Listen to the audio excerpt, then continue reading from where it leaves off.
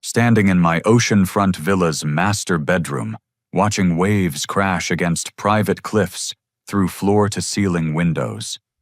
I should have felt pure joy. 10 years of grinding 80-hour weeks, living in studio apartments, eating ramen, while my parents lavished everything on my golden sister Rachel had led to this moment. Then my phone buzzed. Mom's contact photo filled the screen. My stomach dropped before I even answered, because after a decade of silence, there was only one reason they'd call now that I'd finally made it. I stared at the phone for 3 rings before accepting the inevitable. My mother's voice cut through the ocean breeze like a blade. "Pierce, darling, we saw your little house purchase on social media. No congratulations. No acknowledgement of the blood, sweat, and sleepless nights that built my software consulting business from nothing. Just that tone I remembered from childhood, the one that said I was about to lose something precious. Mom, it's been 3 years since we talked." I gripped the phone tighter, watching a seagull dive for fish outside my window. "How did you even get this number?" "Rachel gave it to me. She's been keeping track of your success." Of course she had. My golden sister always monitored what she considered rightfully hers. "Listen, honey, we need to discuss sharing your good fortune with family." The word sharing sent ice through my veins. I'd heard it countless times growing up. Share your college fund with Rachel. Share your graduation party with Rachel's wedding plans. Share your inheritance with Rachel's medical bills that somehow never materialized into actual medical treatment. "What do you mean, Mom?" I kept my voice steady, professional. The same tone that closed million-dollar deals with tech startups. "Well, Rachel's husband Derek lost his position at the software company last month. Budget cuts, you understand? They have 3 beautiful children who could benefit tremendously from ocean air. Much healthier than that cramped apartment they're renting." My father's gravelly voice joined the conversation. He must have grabbed the extension. "Son, you're living alone in a 4-bedroom house with 2 acres. That's selfish, especially when your sister's family needs space to heal and grow." Heal from what I wanted to scream. Rachel had sailed through life on a cloud of parental support, while I worked 2 jobs through college, graduated with honors, and built my business while she played house with her trust fund husband. "Dad, I just bought this place. I've been working toward this dream for 10 years. Dreams change, Pierce. Family obligations don't." His voice carried that familiar disappointment, the same tone he'd used when I chose computer science over law school, when I moved to California, instead of staying local, when I dared to want something they hadn't pre-approved. Rachel's sugary voice floated through the phone. "Hi, big brother. I know this seems sudden, but the children really need this. Emma has been having respiratory issues from city air pollution, and Brandon's asthma gets worse every summer. The doctor specifically recommended ocean environments for their development." I closed my eyes, remembering Emma's perfectly healthy lungs screaming through my last family visit 2 Christmas mornings ago, and Brandon's miraculous recovery from asthma whenever video games were involved. "Rachel, I understand you're going through difficulties, but this house means everything to me. More than family." The tears started. On cue, perfectly timed. "Pierce, I never asked you for anything growing up. I always supported your dreams, even when Mom and Dad thought you were wasting time with computers." Supported my dreams. She'd convinced our parents to give her my laptop for her art classes, then sold it to buy concert tickets. She'd borrowed my car so many times the engine died from neglect. She'd even talked them into canceling my high school graduation celebration because her boyfriend needed family support during his parents' divorce. "How long are we talking about?" I heard myself ask, hating the weakness creeping into my voice. Mom jumped back in. "Just until Derek finds new employment. Maybe 6 months, possibly longer depending on market conditions. You could stay in the guest quarters by the pool. Think of it as family time you've been missing. 6 months minimum in the guest quarters of my own house that I'd saved for, that I'd earned, that represented every sacrifice I'd made to escape their suffocating favoritism. They're planning to arrive Thursday, Dad announced. Derek rented a moving truck, and Rachel's already researched schools for the children. This transition will be much smoother if you're supportive instead of difficult. Thursday, 3 days away. They'd planned this entire takeover without consulting me, just assumed I'd comply like the obedient disappointment I'd always been. What if I say no? The words escaped before I could stop them. Silence stretched across the phone line like a drawn bowstring. When Mom finally spoke, her voice carried decades of practiced manipulation. Then you'll have made your choice, Pierce. Family or selfishness. Rachel's children or your oversized bachelor pad. We'll know exactly what kind of man our son really is, and frankly, we'll be disappointed but not surprised. Dad's voice joined hers in perfect harmony. Your sister sacrificed her career to raise those children. The least you can do is share your good fortune with the people who loved you first. Loved me first. They'd loved Rachel first, second, and always. I'd been the afterthought, the backup plan, the child who existed to make their golden daughter look better by comparison. I need time to think about this. What's to think about? Rachel's voice sharpened. Either you care about family, or you don't. Either my children matter to you, or they don't. Either you're the generous brother I've been telling them about, or you're the selfish stranger you've become. The line went quiet, except for ocean waves, and my thundering heartbeat. 10 years of building boundaries, 10 years of proving my worth, 10 years of believing I'd escaped their toxic dynamic. And here I was right back in the familiar position of choosing between my well-being and their approval. Fine. The word tasted like poison. Thursday works. Oh, wonderful. Mom's voice brightened immediately. You'll see how lovely this arrangement will be. Rachel's children will bring such joy to that lonely house. Lonely house. As if wanting space to breathe, to think, to exist without constant family judgment made me pathetic rather than healthy. After ending the call, I stood in my master bedroom for 20 minutes, watching waves crash against cliffs I'd specifically chosen for their beauty and isolation. My sanctuary violated before I'd even finished unpacking. But as I stared at my reflection in the window, something shifted inside me. I wasn't the powerless teenager they remembered. I was a successful businessman who'd learned to play strategic games with much smarter opponents than my manipulative family. If Rachel wanted my house, she could have it, but she'd discovered that some gifts come with consequences she never anticipated. Sleep eluded me that night. I spent hours pacing my hardwood floors, mind racing with possibilities. By dawn, I'd made several crucial decisions. My first call went to Marcus Rodriguez, my lawyer, and one of the few people who understood my family's toxic dynamics. We'd met during a business negotiation 3 years earlier, bonded over shared experiences with manipulative relatives. Pierce, what time is it? Marcus's groggy voice suggested I'd woken him. 6:30. I need legal advice and possibly bail money by the weekend. That got his attention. What did you do? I explained the situation while brewing coffee in my state-of-the-art kitchen, watching sunrise paint the ocean gold through panoramic windows. Marcus listened without interruption, occasionally making non-committal lawyer sounds. Legally, you own this property free and clear, he said finally. No mortgage, no liens, no outstanding claims. Your family has zero legal standing to demand anything. What if they refuse to leave? Then you file trespassing charges and have them forcibly removed. California property law strongly favors owners over squatters, even family squatters. Good to know. I sipped my coffee, mind already moving to phase 2. What about property damage? Document everything. Video photos, receipts for repairs.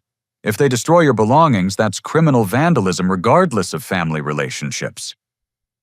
After hanging up, I called Sarah Chen, my property management specialist, who'd helped me find this place. Sarah understood luxury real estate and the personalities who could afford it. Pierce, congratulations again on closing How's Your First Week in Paradise. Complicated. I need some technical modifications made quickly, and I need them done discreetly. Sarah had worked with enough wealthy clients to recognize when situations required creative solutions. What kind of modifications? Climate control systems that can be operated remotely, security cameras with hidden wireless feeds, electronic locks with programmable access codes, the kind of setup that gives me complete control over my property from anywhere. Interesting request. May I ask why? I explained the family invasion scenario. Sarah's silence told me she'd dealt with similar entitled relatives before. I know exactly who to call. Jake Morrison, our best contractor for sensitive situations. Discretion guaranteed work completed invisibly. He'll treat this like a high-end security upgrade. Perfect. Also, I need a comprehensive security system installed today, if possible. Something that records everything, backs up to cloud storage, and can't be easily disabled by house guests. Jake can handle that too. Expect his call within an hour. My next research project involved investigating Rachel's recent activities. Social media provided disturbing insights. 3 weeks ago, she'd posted photos of Ocean View Elementary School with the caption, "Researching options for our little angels." 2 weeks ago, Derek had checked in at several businesses near my house, allegedly job hunting, but really location scouting. They'd been planning this invasion for over a month, assuming I'd surrender my property without resistance. The presumption stung worse than the betrayal. Jake Morrison arrived at 10 a.m., a weathered contractor with intelligent eyes and calloused hands. He walked through my house, nodding thoughtfully at my requirements. "You want full remote access to every system," he summarized.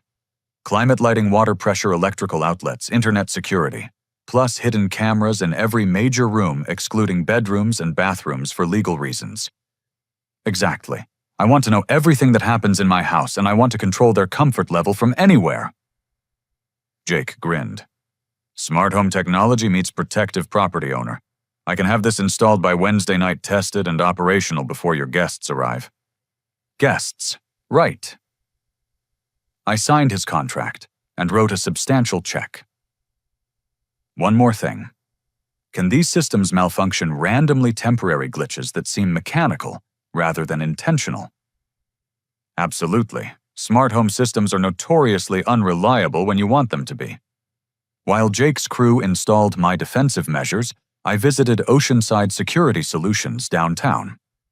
The manager, Tom Bradley, specialized in high-end residential protection. "I need a system that documents everything without being obvious about it," I explained. "Think of it as insurance against false accusations." Tom understood immediately. Domestic situation requiring evidence collection. We see this frequently with divorces and family disputes. The equipment he recommended included voice-activated recording devices, motion-sensitive cameras disguised as everyday objects, and a monitoring system that automatically backed up footage to secure servers. "Your coverage will be comprehensive but invisible," Tom assured me. "If anything significant happens, you'll have courtroom-quality evidence." Wednesday morning brought frantic activity. Jake's team finished their installations while I transferred my most valuable possessions to a climate-controlled storage unit across town. My art collection, rare books, expensive electronics, and sentimental items disappeared into secure storage. I also moved my essential belongings to the pool house, a charming guest cottage that Jake had equipped with its own independent utilities and security system. If my family wanted the main house, they could have it. I'd be watching from my fortress, gathering evidence for the inevitable legal proceedings. My final preparation involved a visit to the Oceanside Police Department. Officer Michael Thompson, a community liaison who specialized in residential disputes, listened to my situation with professional patience. "You're expecting trouble with family members who plan to overstay their welcome," he summarized. "I'm hoping for the best, but preparing for the worst. These people have a history of taking advantage, and I want law enforcement aware of potential trespassing issues." "Smart approach. Here's my direct number. If you need immediate assistance, call this line. We take property rights seriously in this county." Wednesday evening, I stood in my empty main house admiring Jake's invisible handiwork. Every system operated perfectly, but now responded to my smartphone commands.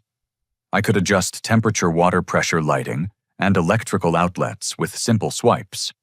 Hidden cameras provided comprehensive coverage streaming to secure servers Tom's company monitored 24 hours daily. My phone buzzed with a text from Rachel. "So excited for tomorrow, the kids can't wait to see Uncle Pierce's amazing house. This will be such a wonderful bonding experience for our family." I typed back, looking forward to seeing everyone. Then I settled into my pool house command center, opened a bottle of wine, and prepared to watch my manipulative family discover what happened when they tried to steal from someone who'd learned to fight back. Thursday arrived with crystalline skies and gentle ocean breezes, the kind of perfect California morning that belonged in tourism brochures. I watched from my pool house window as a black Escalade and enormous moving truck navigated my circular driveway at exactly 10 a.m. Rachel emerged first wearing a designer sundress that probably cost more than most people's monthly rent. Her blonde hair caught sunlight as she surveyed my property with calculating eyes, already mentally redecorating spaces I'd carefully chosen. 3 children tumbled from the SUV, Brandon, 11 years old, with his father's arrogant swagger. Emma, 8, clutching a tablet like a security blanket, and little Tyler, 5, who immediately began pulling flowers from my carefully maintained garden beds. Derek supervised the moving crew with the authority of someone accustomed to other people doing his work. His polo shirt and khakis screamed country club privilege, the uniform of a man who'd never doubted his right to the best of everything. My parents arrived 20 minutes later in their silver Mercedes, stepping out like visiting dignitaries, inspecting conquered territory. Mom wore her church meeting outfit, projecting wholesome family values while enabling the theft of her son's property. Dad carried himself with judicial bearing, ready to pronounce moral judgments on anyone who questioned their righteous cause. I activated my security system and watched through hidden cameras as they entered my house without knocking. Rachel's children scattered immediately, treating my home like a playground designed for their entertainment. Brandon discovered my entertainment room and began jumping on my custom Italian leather furniture, leaving muddy footprints on cushions that cost more than most cars. Emma found my art supplies and started drawing on walls I'd spent weeks choosing the perfect shade of ocean blue. Tyler wandered outside and began throwing rocks at my koi pond, disrupting fish that had taken months to acclimate to their new environment. "Pierce, darling, where are you hiding?" Mom's voice carried through the house as she opened doors, cataloging my possessions. I emerged from the pool house, crossing the stone pathway with measured steps. Time to play my role as the accommodating host they expected.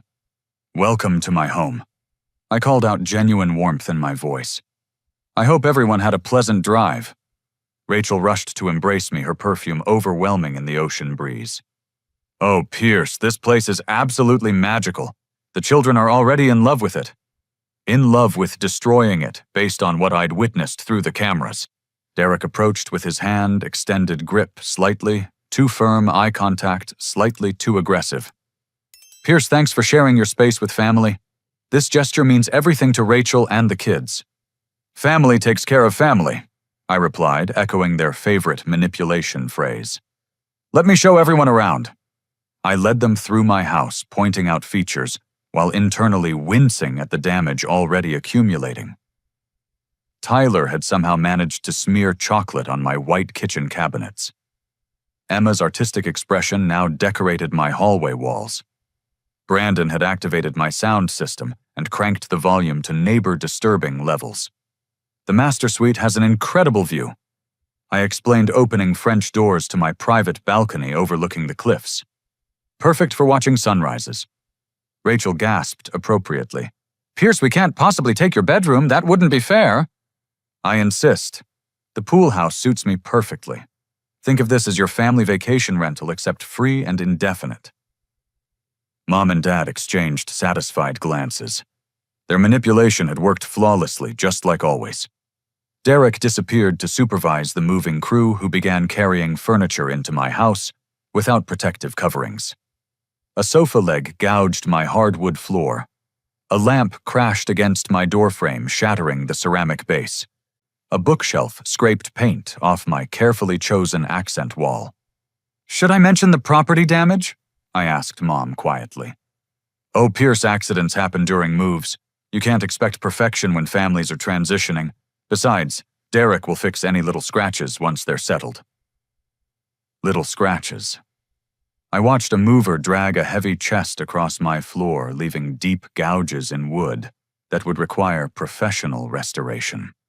An hour later, a woman in a business suit arrived carrying a leather briefcase. Rachel introduced her as Laura Hoffman, a real estate professional who specialized in family property transitions. "Pierce, such a pleasure to meet you," Laura said, her smile sharp enough to cut glass. "Rachel's told me wonderful things about your generosity." "Property transitions?" I asked, though my stomach already knew the answer. "Simple paperwork to formalize the arrangement," Dad explained. "Nothing complicated, just documentation that Rachel's family has legal residence rights while Derek job hunts." "Legal residence rights? In my house?" "That I owned outright." Laura opened her briefcase and produced official-looking documents. "These forms establish Rachel and Derek as primary residents, with you listed as secondary occupant of the pool house. It protects everyone's interests and prevents misunderstandings." "What kind of misunderstandings?" Rachel sat beside me on my couch, her voice honey-sweet. "Well, if anything happened to you, God forbid the children would need housing stability. This paperwork ensures they wouldn't be displaced during grief and uncertainty. If anything happened to me. Like they were already planning my funeral." Derek returned from directing the movers, sweat staining his expensive shirt. He grabbed a beer from my refrigerator without asking, then noticed my wine collection in the climate-controlled cabinet. "Holy shit, Pierce, you've got some serious bottles here." He pulled out a 1995 Bordeaux I'd been saving for a special occasion. "Mind if I sample your taste in wine?" "Actually, that bottle is quite valuable." "Come on, brother. Family shares the good stuff." Derek opened it with my expensive corkscrew, poured himself a generous glass, and drank it like house wine. I watched $600 disappear down his throat, while Mom smiled approvingly at his masculine authority. "The paperwork just needs your signature." Laura pressed spreading documents across my coffee table. "Simple formalities to make everything official." I picked up the contracts, scanning legal language that would essentially sign away ownership of my house, while maintaining responsibility for mortgage payments, insurance taxes, and maintenance costs.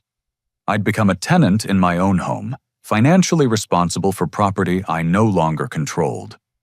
"This seems rather complicated for a temporary arrangement," I said. "Temporary can become permanent quickly," Dad warned. "Derek's job search might take longer than expected. Technology markets are unpredictable. You wouldn't want to disrupt the children's education by forcing multiple moves." Rachel dabbed her eyes with tissues that appeared from nowhere. "Pierce, I never wanted to burden you, but the children's stability has to come first. They've already been through so much with Derek's layoff and my health issues." Health issues I'd never heard mentioned before. "Perhaps I should have my lawyer review these documents before signing." The temperature in the room dropped noticeably. Derek's jaw tightened. Dad's eyes flashed with familiar disappointment. Mom's mouth formed a thin line of disapproval. "Lawyers complicate simple family arrangements," Dad said. "This is about trust, Pierce, about proving you truly care about your sister's children. If you need legal review for family paperwork, maybe we misunderstood your commitment to this arrangement." Derek added his voice, carrying an edge of threat. I looked around my house, now filled with boxes, damaged furniture, and children who treated my property like a destruction playground. Rachel clutched my arm with desperate intensity. Mom and Dad watched with expectant eyes. Laura tapped her pen impatiently. "I appreciate everyone's understanding," I said finally, "but I need some time to process everything. This has all happened very quickly." "How much time?" Rachel's voice cracked with theatrical emotion. "Just overnight. I'll have an answer tomorrow." Derek stepped closer, his beer breath overwhelming. Pierce, my family needs stability. We've already arranged school enrollments, established mail forwarding, and committed to this living situation. You can't leave us hanging because of cold feet. One night, I repeated firmly. That's all I'm asking. I excused myself, walking to the pool house, while my family stared after me with expressions ranging from disappointed to hostile. Once inside my sanctuary, I activated my security cameras and settled in to watch their true personalities emerge. The show began immediately. From my pool house command center, I watched my family's behavior change the moment they thought I couldn't see them. Derek's friendly facade disappeared as he prowled through my house, opening drawers, examining my belongings, evaluating my possessions like items at an estate sale. This guy's loaded, he told Rachel, holding up my Rolex. Look at this watch, $15,000 minimum. Rachel joined him in my bedroom, rifling through my closet. His business must be doing incredibly well. Look at these suits. Pierce always dressed like a college student. We should have done this years ago, Derek continued. Your brother's been living like a king while we struggle with kids and bills. Struggle with kids and bills, Derek's social media showed country club memberships, expensive vacations, and luxury purchases funded by gifts from his wealthy parents. Mom and Dad explored my kitchen, opening cabinets and commenting on my food choices. He's got $100 bottles of olive oil, Dad observed. Always was wasteful with money. This kitchen could feed a small restaurant, Mom added. Such extravagance for one person. Meanwhile, the children continued their destruction campaign. Brandon found my home office and began pulling books from shelves, leaving them scattered across my Persian rug. Emma discovered my bathroom and used my expensive skincare products to give her dolls spa treatments. Tyler somehow accessed my art supplies and began finger painting my sliding glass doors. Time to test my upgraded systems. I activated the first phase through my smartphone app. Within minutes, water pressure throughout the main house dropped to a weak trickle. The air conditioning began cycling off every few minutes, leaving the interior temperature climbing toward uncomfortable levels. Rachel noticed first. Derek, the shower pressure is terrible. I can barely rinse shampoo out of my hair. Must be the water pump. Derek replied, though he clearly knew nothing about residential water systems. Pierce probably has old equipment. The temperature rose steadily as my programmed malfunctions continued. By evening, the main house registered 85 degrees, while my pool house maintained perfect climate control. Emma started crying about the heat. Tyler stripped off his clothes and refused to get dressed. Brandon complained loudly about everything from the water pressure to the internet speed, which I'd reduced to barely functional levels. Derek tried calling repair services, but the companies I'd pre-arranged with kept pushing appointments back due to scheduling conflicts, parts availability, and other creative delays. This is ridiculous, Rachel complained to her parents. How can Pierce live with such unreliable systems? Perhaps the house isn't as well maintained as it appears, Mom suggested. Men living alone often neglect important maintenance. Dad nodded sagely. Pierce always was careless with responsibility. Remember his college dorm? I did remember. I'd kept my dorm room spotless while Rachel's apartment looked like a tornado had blown through it. But somehow I'd earned the reputation as the messy one. As night fell, the situation deteriorated further. Electrical outlets began working intermittently, making it impossible to charge devices or run appliances consistently.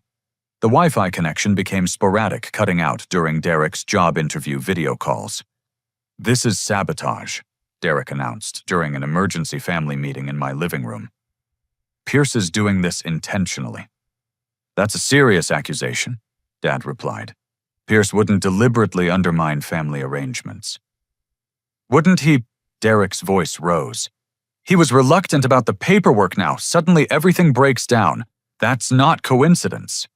Rachel tried to mediate. Maybe we should talk to Pierce directly, ask if he knows about these problems. I entered right on cue, carrying a toolbox and wearing my most concerned expression.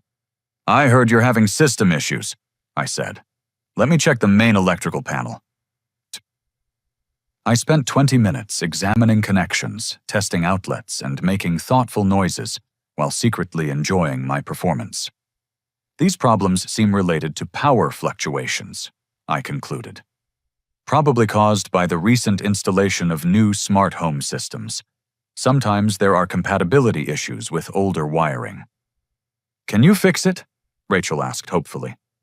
I'll need professional electricians, HVAC specialists, and probably a plumbing contractor. Unfortunately, good technicians are booked weeks in advance during summer months. Derek's face darkened. Weeks we can't live without air conditioning and proper water pressure for weeks. I could arrange temporary hotel accommodations. I offered generously. There's a lovely resort about 20 minutes inland. Absolutely not, Mom declared. Hotels cost hundreds per night for a family of 5. The children need stability, Rachel added. Moving them again would be traumatic. Then we'll make do until repairs are completed, Dad decided. A little discomfort builds character. Easy for him to say. He'd be sleeping in his climate-controlled house while Rachel's family sweated through 90-degree nights. Derek cornered me privately as I prepared to return to the pool house. Pierce, I know what you're doing. I'm sorry. The house problems. The convenient repair delays. You're trying to make us leave. I met his aggressive stare with innocent confusion. Derek, I want this arrangement to work for everyone. Why would I sabotage my own house? Because you're still the selfish little brother who never learned to share. That's hurtful, but not accurate. I'm doing everything possible to make your family comfortable. Derek stepped closer, beer on his breath, despite the early hour. If I find out you're causing these problems intentionally, there will be consequences. What kind of consequences? The kind that teach spoiled rich boys about family respect. I smiled and patted his shoulder in a brotherly manner. Derek's stress makes people say things they don't mean. Why don't you get some rest? Tomorrow will be better. As I walked away, I heard him punch my wall in frustration. Another property damage incident for my growing evidence file. Back in my pool house, I reviewed security footage from the day. Derek drinking my wine, Rachel going through my personal belongings, the children destroying my property, my parents enabling every violation of basic respect and boundaries. But the real revelation came at midnight when Derek made a phone call I wasn't supposed to overhear. Yeah, it's me, he said to someone. The plan's working perfectly. Pierce signed the residence papers, so we have legal standing now. Once he's out of the picture, the property transfer will be simple. Out of the picture, I increased the audio sensitivity on my recording equipment. No, he's not suspicious yet. Still playing the helpful brother role, but he won't be a problem much longer. Derek hung up and poured himself another glass of my expensive wine. Then he walked to my kitchen and began opening cabinets, obviously searching for something specific. I watched him pull out cleaning supplies, examining labels, until he found what he wanted, industrial-strength drain cleaner containing sulfuric acid. My blood turned cold as Derek studied the warning labels, then Googled household accident swimming pools on his phone. He was planning to kill me. Friday morning brought a flurry of activity as I executed the most important phone calls of my life. My first contact was Marcus, who answered on the second ring despite the early hour. Pierce, please tell me you're calling with good news. I'm calling because my brother-in-law researched swimming pool accidents last night while handling industrial drain cleaner in my kitchen. The silence stretched for 10 seconds before Marcus responded. Are you saying what I think you're saying? I'm saying I have video evidence of someone planning my murder to steal my property. How quickly can you get to my house? 30 minutes. Don't confront anyone until I arrive. My second call went to Officer Thompson, who took the situation just as seriously. Mr. Pierce, if you have evidence of planned violence, this becomes a criminal matter immediately. I'm dispatching units to your location. Should I evacuate? Stay in your secured location and avoid contact with the suspects until we arrive. While waiting for backup, I compiled my evidence files, security footage, audio recordings, financial documents proving my sole ownership, photographs of property damage, and Derek's recorded phone conversation about making me out of the picture. The doorbell rang at exactly 9 a.m. Marcus arrived with a briefcase and grim determination, followed by Officer Thompson and 2 additional patrol officers. Before we confront anyone, Marcus said, "I need to review all your evidence." We spent 30 minutes in my pool house examining video footage and audio recordings. Officer Thompson took notes while his colleagues secured the perimeter. "This is more than enough for criminal conspiracy charges," Thompson concluded. "The recorded phone call combined with the internet searches establishes clear intent." "What about the property fraud?" I asked. Marcus held up the documents Rachel's real estate agent had brought. "These contracts are completely invalid. You can't sign away property ownership through residency agreements, and you certainly can't do it under duress or false pretenses." "So I own my house." "You never stopped owning your house. These papers are worthless legal theater designed to confuse you." Officer Thompson radioed for additional backup, including detectives who specialized in financial crimes. "We're going to arrest several people today, Mr. Pierce. Are you prepared for family consequences?" I thought about 10 years of manipulation, a decade of being treated as inferior to my golden sister, and Derek's plan to murder me for my property. "I'm prepared for justice." We approached the main house as a Group 3 police officers, my lawyer and me carrying a briefcase full of evidence. I knocked on my own front door and waited for Rachel to answer. "Pierce, what a lovely surprise. Come in for coffee." Her smile faltered when she noticed my official entourage. "Rachel, we need to have a family meeting. Please ask everyone to join us in the living room." Derek appeared first, assessing the police presence with the quick calculation of someone accustomed to legal trouble. Mom and Dad followed, their faces already shifting from confusion to defensive anger. "What's the meaning of this?" Dad demanded. "Why are police officers in Pierce's house?" "Actually, that's exactly the question we need to address," Officer Thompson replied. "Everyone, please sit down." I opened my briefcase and placed printed screenshots on the coffee table. Derek researching pool accidents, Rachel going through my belongings, financial documents showing their fraudulent contracts, property damage photographs, totaling thousands of dollars in destruction. "These images were captured by my home security system," I announced.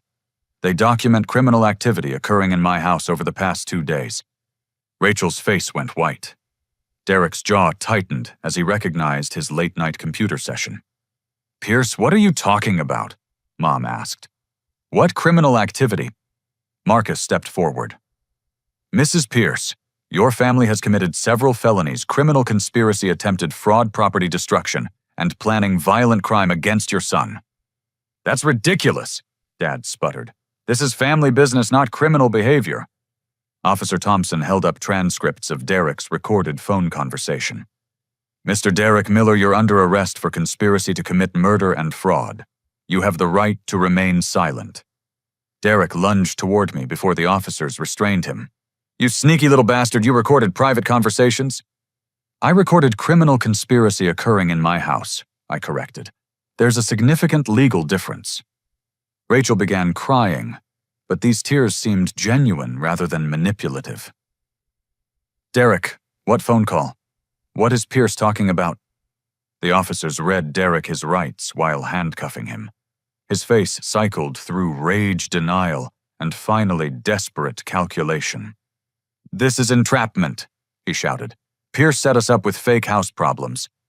"Actually," Marcus replied, "property owners have the right to monitor their own houses, and homeowners can adjust their own utility systems however they choose." Mom and Dad watched their son-in-law get arrested with expressions of dawning horror. Their perfect family narrative was collapsing in real time. "Rachel Pierce Miller," Officer Thompson continued, "you're under arrest for conspiracy to commit fraud and property destruction." "I didn't destroy anything," Rachel protested as they handcuffed her. I pointed to photographs of her children's vandalism and her own searching through my belongings. These images show family members systematically damaging my property while planning to steal it legally. Dad stepped forward with his judicial bearing. This is a civil family matter that should be resolved privately." "Wrong," Marcus replied. "Conspiracy to commit murder is never a civil matter. Neither is property fraud involving forged legal documents." Laura Hoffman, the fake real estate agent, was arrested as she tried to leave through my back door. Her briefcase contained similar fraudulent contracts prepared for other potential victims. As police led my family members away in handcuffs, I felt something I hadn't experienced in decades: complete freedom from their manipulation. But Rachel's children remained crying and confused as their parents disappeared into police cars. "Uncle Pierce." Emma sobbed. "Why did they take Mommy and Daddy?" I knelt beside the three kids, choosing my words carefully. "Your parents made some bad choices about other people's property. They need to talk to lawyers and judges about fixing their mistakes."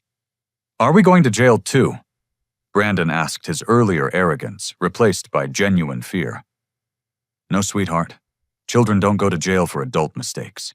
Your grandparents will take care of you while your parents sort this out." Mom and Dad stood in my driveway watching their carefully constructed family mythology crumble. For the first time in my life, they looked genuinely ashamed. "Pierce," Mom said quietly.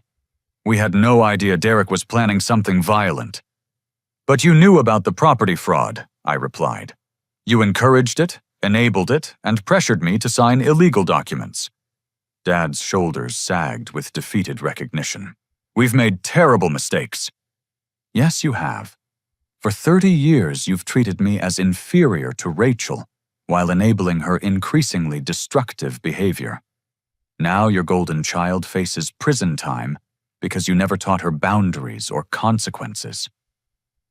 As social services arrived to arrange temporary custody of Rachel's children, I made my final decision about family relationships. The cycle of manipulation was broken. Justice had been served. And for the first time in my adult life, I was completely free to build my own happiness. The next 72 hours transformed my life more dramatically than the previous decade combined. News of the arrests spread through our small community with the speed of social media, creating a spectacle my family had never anticipated when they planned their property theft. Rachel and Derek spent the weekend in county jail, unable to make bail due to the severity of charges. Derek faced potential murder conspiracy charges, carrying 25 years to life, while Rachel's fraud and property destruction charges could result in 5 to 7 years imprisonment. Their children stayed with my parents, who suddenly found themselves responsible for 3 confused, traumatized kids, without any of the support systems they'd dismantled over years of enabling Derek and Rachel's irresponsible behavior. Monday morning brought a parade of moving trucks as court-ordered property removal began. Everything my family had brought into my house had to be removed under police supervision, with each item cataloged for potential evidence. I watched from my pool house as movers loaded furniture boxes and belongings back onto trucks. Derek's expensive golf clubs, Rachel's designer clothing toys the children had scattered throughout my property, all of it disappearing as quickly as it had arrived. The most satisfying moment came when they removed the fraudulent legal documents Laura Hoffman had prepared. Marcus stood beside the moving supervisor, ensuring every piece of fake paperwork was collected for prosecution evidence. Mom called from my driveway around noon. "May we speak privately?" I met them beside my fountain where Tyler had killed several expensive koi fish just days earlier. "We owe you an enormous apology." Dad began his usual judicial confidence, replaced by genuine humility. "We enabled behavior that could have gotten you killed." Mom's eyes were red from crying. "We spent so many years treating you as the disappointing child that we forgot to see who you really became." "You forgot to see me as your son," I corrected. "Everything was always about Rachel's needs, Rachel's feelings, Rachel's children. I was just the bank account you could access when she needed more money." "You're right," Dad admitted. "We failed you as parents, and we failed Rachel by never holding her accountable for her choices." "Where will the children go?" I asked, because despite everything, Brandon, Emma, and Tyler were innocent victims of their parents' crimes. With us for now, Mom replied. Social services approved temporary custody pending trial outcomes. Can you handle 3 children? Dad laughed bitterly. Honestly, we have no idea. We spent decades giving Rachel money to hire nannies and housekeepers instead of learning to actually parent. Now we're 70 years old trying to care for kids we spoiled from a distance. The irony was devastating. My parents had enabled their daughter's irresponsibility so thoroughly that they couldn't provide competent care for their own grandchildren. What about Derek's family? I asked. His parents disowned him the moment they heard about the murder conspiracy, Mom explained. Apparently, this wasn't his first legal trouble. They've been covering up his problems for years. As the moving trucks departed, I surveyed my house and grounds. Professional cleaning crews would arrive tomorrow to repair the damage, but the emotional restoration felt more significant than any physical repairs. My phone rang Tuesday morning with news that changed everything. Pierce, it's Marcus. We need to talk immediately. Good news or bad news? Devastating news for your family. Derek's phone records show he contacted a professional crime consultant about making your death look accidental. My blood chilled. Professional crime consultant. Someone who specializes in insurance fraud murders. Derek wasn't just fantasizing about killing you. He was getting professional guidance on methods that would avoid police suspicion. How do you murder someone without police suspicion? Apparently drowning in your own pool during late-night swimming. No witnesses, no obvious signs of foul play, especially if the victim has been drinking your expensive wine. I sat down heavily, realizing how close I'd come to becoming a statistic.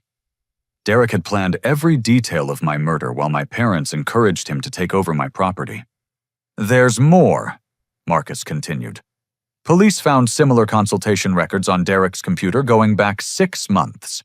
He's been researching your financial situation, your property value, your insurance policies.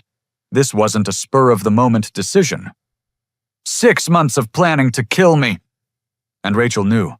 Text messages between them discussed timing the property transfer to occur shortly after your accident. She was an active participant in planning your murder. The betrayal cut deeper than any childhood favoritism or adult manipulation.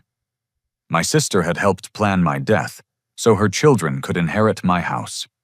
Wednesday brought Derek's arraignment, where he pled not guilty to all charges despite overwhelming evidence. His court-appointed lawyer argued that planning wasn't the same as acting, that thought crimes shouldn't carry attempted murder penalties. The prosecutor disagreed. Derek's consultation with crime professionals combined with his research and preparation constituted conspiracy to commit murder under California law. Rachel's arraignment Thursday morning proved equally dramatic. Presented with evidence of her text messages discussing my planned accident, she broke down completely. I never wanted Pierce to die. She sobbed to the judge. Derek said it would look natural that no one would get hurt. Her lawyer immediately requested a recess to explain that his client had just confessed to conspiracy charges on public record. By Friday, both Derek and Rachel were seeking plea agreements. Derek faced life imprisonment without parole, while Rachel could receive 25 years for conspiracy to commit murder.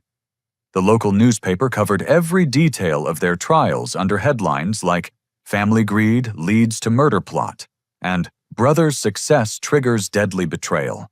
Our story became a cautionary tale about family manipulation and the dangerous consequences of enabling destructive behavior.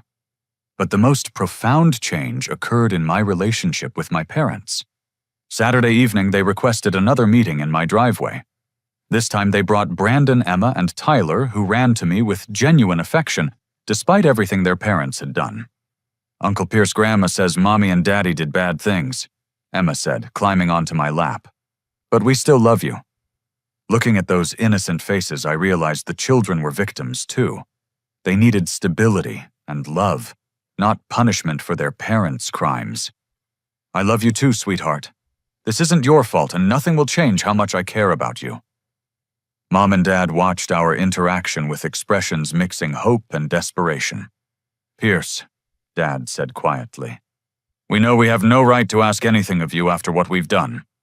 But we're too old to raise 3 young children properly, Mom continued. We were wondering if you might consider helping with their care. I studied my parents' faces, seeing genuine remorse for the first time in decades. What kind of help? Financial support for their education, maybe occasional visits so they maintain family connections, Dad suggested. We'll handle daily care, but they could benefit from knowing their successful uncle. The uncle whose murder their parents planned. Mom winced. They don't know those details, and we pray they never will. But they need positive male role models, and you're the only family member who can provide that. I looked at Brandon, Emma, and Tyler, 3 children whose lives had been shattered by their parents' greed and my parents' enabling. They deserved better than the toxic family dynamics that had nearly destroyed us all. I'll help with their education and provide occasional guidance, I decided. But you'll need family therapy to break the patterns that created this disaster. Dad nodded immediately. Already arranged. We start counseling next week. As my parents drove away with the children, I stood in my driveway watching the sunset paint the ocean gold. Justice had been served, but healing would take much longer. My family had finally learned the consequences of their choices. Now I could begin building the healthy life I'd always deserved. 3 months later, my oceanfront villa felt like home for the first time since I'd purchased it. Professional restoration had erased every trace of my family's destructive visit, leaving my house more beautiful than ever. The legal proceedings concluded with perfect justice. Derek received 30 years to life for conspiracy to commit murder, while Rachel was sentenced to 15 years for her role in planning my death. Both would serve their time in different facilities, their marriage effectively over. Laura Hoffman, their real estate accomplice, received 7 years for fraud conspiracy. Investigation revealed she'd targeted other wealthy individuals with similar property theft schemes, using family relationships to bypass normal legal protections.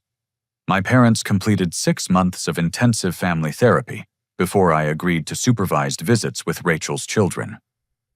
The therapist helped them understand how their favoritism had created the toxic dynamics that nearly resulted in my murder. We turned Rachel into a monster by never holding her accountable.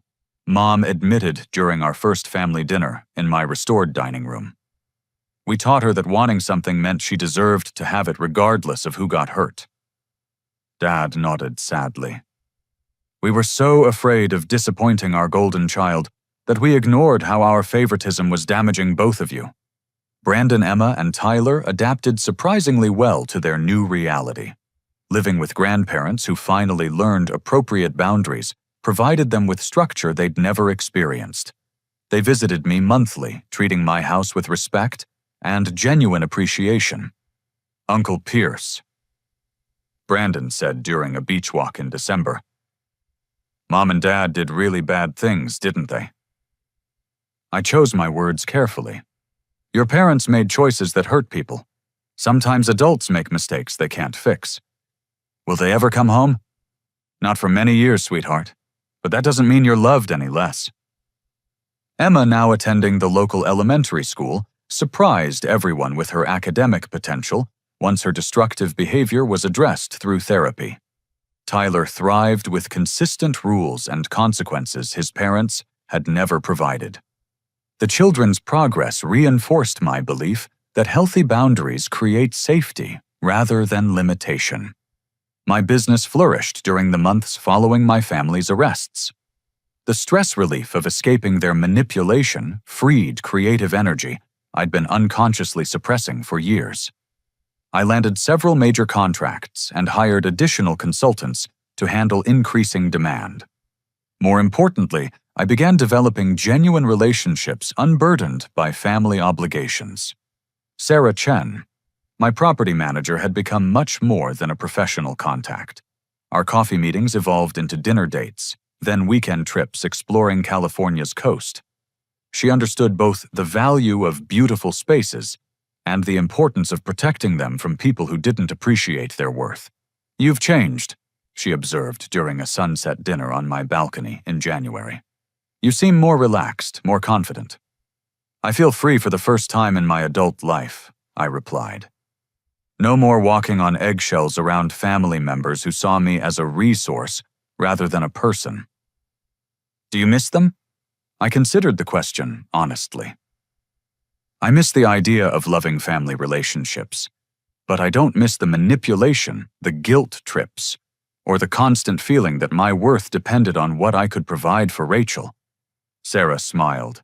And now I know that people who truly love you support your success, instead of trying to steal it. My relationship with Marcus also deepened beyond professional necessity. He became a genuine friend who understood the challenges of breaking free from toxic family dynamics. You did something incredibly brave, he told me during a beach barbecue in February. Most people would have signed those papers, given up the house, and spent years resenting their family while enabling more abuse. I got lucky with the security system, I replied. Without evidence, Derek and Rachel might have succeeded. Luck had nothing to do with it. You prepared strategically because you finally valued yourself enough to fight back. Officer Thompson visited occasionally, checking on my well-being and sharing updates about similar cases. Our friendship reminded me that some authority figures actually protect people rather than enable abusers. Your story has become training material for our department, he mentioned during a spring visit. We use it to teach officers about recognizing family property fraud schemes. I'm glad something positive came from the experience. More than you realize. 3 other families have reported similar situations since your case became public. Your courage to prosecute probably prevented other people from losing their homes or lives.